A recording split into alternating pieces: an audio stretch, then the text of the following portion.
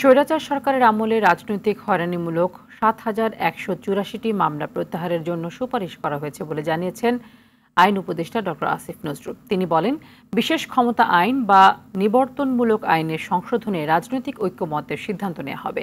সচিবালয়ে সাংবাদিকদের এসব কথা বলেছেন তিনি। আরও জানাচ্ছেন বিল্লাল হোসেন।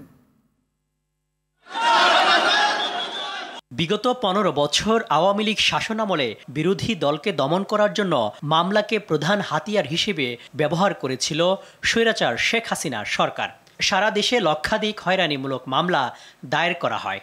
আমি প্রথমে আপনাদেরকে এই সময় যে খুব আলোচিত পট পরিবর্তনের পর সে সকল মামলা যাচাই বাছাই করে প্রত্যাহারের উদ্যোগ নেয় অন্তর্বর্তী সরকার। সচিবালয়ে আইন উপদেষ্টা জানান, এরই মধ্যে ৭,১৮৪টি মামলা প্রত্যাহারের সুপারিশ করেছে আইন মন্ত্রণালয়।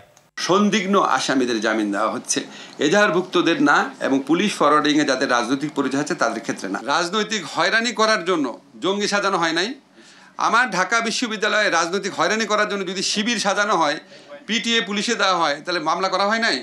আমার ঢাকা বিশ্ববিদ্যালয়ে তো মামলা করা হয়েছে। আওয়ামী লীগের আমলে জামিন পাওয়া শীর্ষ সন্ত্রাসীরা পট পরিবর্তনের পর বের হয়েছে বলে জানান আসিফ নজরুল।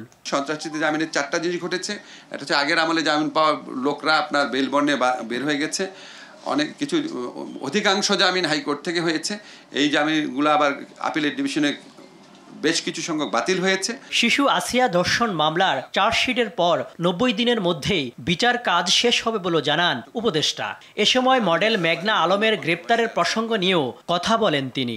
সুনির্দিষ্ট অভিযোগ আছে, কিন্তু ওনাকে যে প্রক্রিয়ায় গ্রেফতার করা হয়েছে, স্পেশাল পাওয়ারস অ্যাক্ট, সেটা সঠিক হয় নাই। তো ওনার যদি কোনো অপরাধ থাকে, সেই অপরাধের প্রেক্ষিতে যথাযথভাবে স্বরাষ্ট্র মন্ত্রণালয় ব্যবস্থা গ্রহণ করবে। বাংলাদেশ ব্যাংকের রিজার্ভ থেকে লুট হওয়া টাকা উদ্ধারের কাজ চলছে বলে জানান আইন উপদেষ্টা। $2 বিলিয়ন এখান থেকে চুরি করার, লুট করার প্ল্যান ছিল। এটা আপনার শেষ পর্যন্ত করা গেছে $88 মিলিয়ন। তার মধ্যে $66 মিলিয়ন আমরা এখনো উদ্ধার করতে পারি নাই, বাকিটা উদ্ধার হয়েছে। কিন্তু এটার তদন্ত করতে গিয়ে তৎকালীন সরকারের আমলে সীমাহীন গাফলতি করা হয়েছে।